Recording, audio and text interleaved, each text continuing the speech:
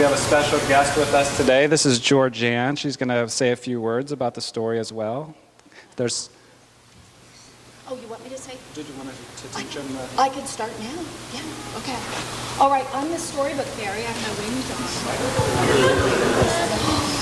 Okay.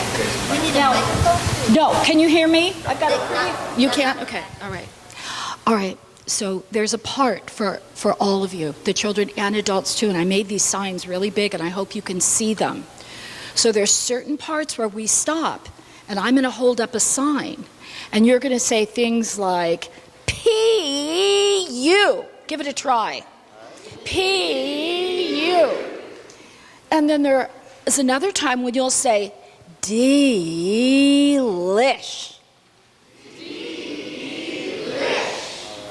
And there's another time, this you're going to have to use your finger. Practice this first. Good, okay, good. You got that part. Okay, so it goes like this. Oh, wait a minute. I will hold it higher. I got the wrong one. I don't want that one. Here, this one. There you go. Ready? Get your finger going.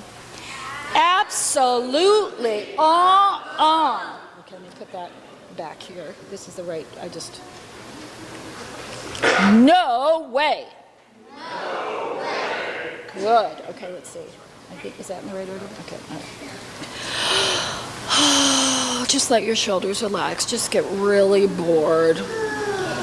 Ho hum. Good job. All right, here we go. Last one. Are you ready? This is really loud. If you are sensitive, you might want to hold your ears when you scream this out.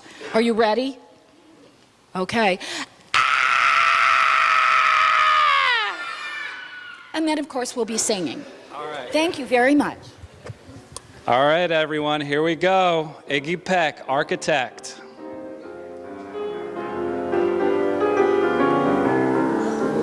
Now, young Iggy Peck is an architect and has been since he was 2. When he built a great tower in only an hour with nothing but nappies and glue. We are building.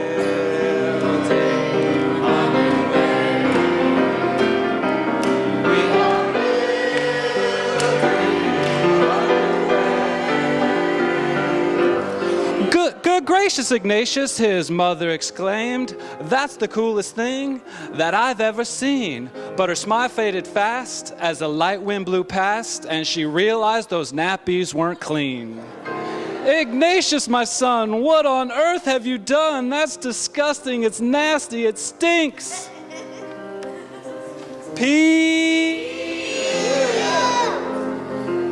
But Iggy was gone, he was out on the lawn, using dirt clods to build a great sphinx.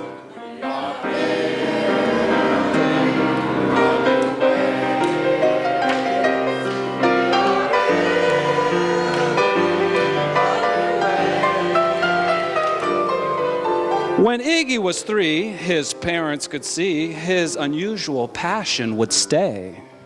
He built churches and chapels from peaches and apples and temples from modeling clay. At dinner one night, to his father's delight, Iggy got a bright gleam in his eye. And out on the porch built the St. Louis Arch from pancakes and coconut pie. We are building.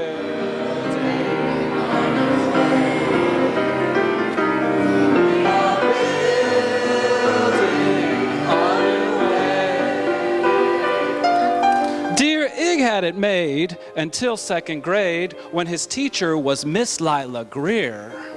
On the very first day, she had this to say, "We do not talk of buildings in here. Gothic or Romanesque, I could care less about buildings ancient or new." She had this in her lecture about architecture that it had no place in grade 2. No.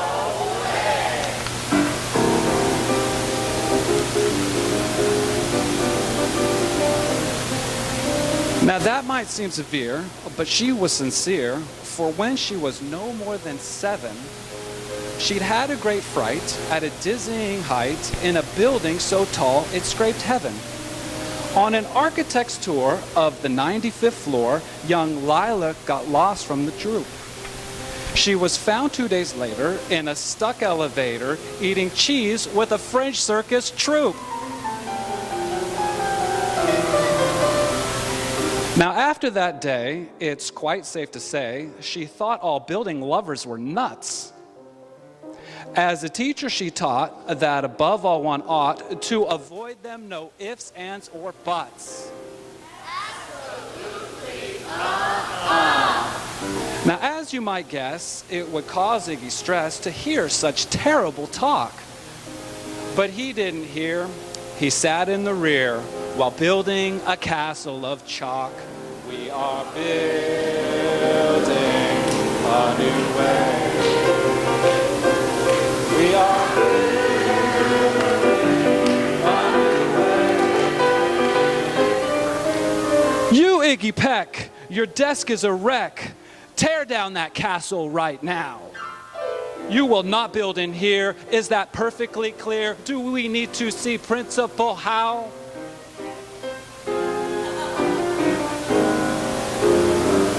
No, ma'am, Iggy said. He lowered his head, and his heart sank down to the floor. With no chance to build, his interest was killed. Now second grade was a bore.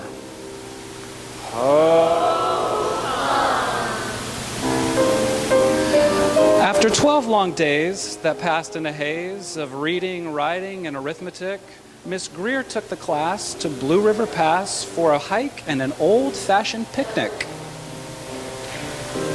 They crossed an old trestle to a small island nestle in the heart of a burbling stream. But they no sooner passed than the footbridge collapsed and Miss Lila Greer started to scream. We're trapped here. Oh my, alas, kids, goodbye. Her eyeballs rolled back in her head. She dropped to the ground with a vague groaning sound, luckily fainted, not dead. The class was amazed. They stood there quite dazed, uncertain of what they should do. But one bright young man was off hatching a plan which started with Miss Lila's shoe. Soon each lad and lass there at Blue River Pass was working together as one. And when she came to, Miss Lila Greer knew that something quite brave had been done. We are building a new way. We are building a new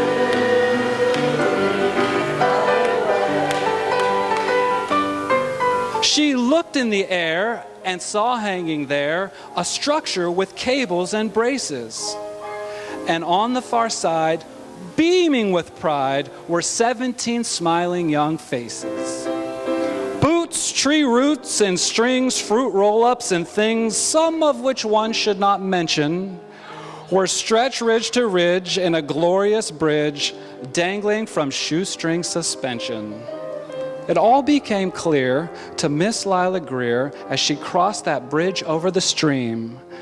There are worse things to do when you're in grade 2 than spend your time building a dream. We are building a new way. We are building a new way. Now, every week at Blue River Creek Elementary in second grade, all the school kids can hear, along with Miss Greer, how the world's greatest buildings were made. The weekly guest speaker in t-shirts and sneakers talks of buildings from Rome to Quebec. Of course, he's the guy who builds towers from pie, that brilliant young man, Iggy Peck. We are building.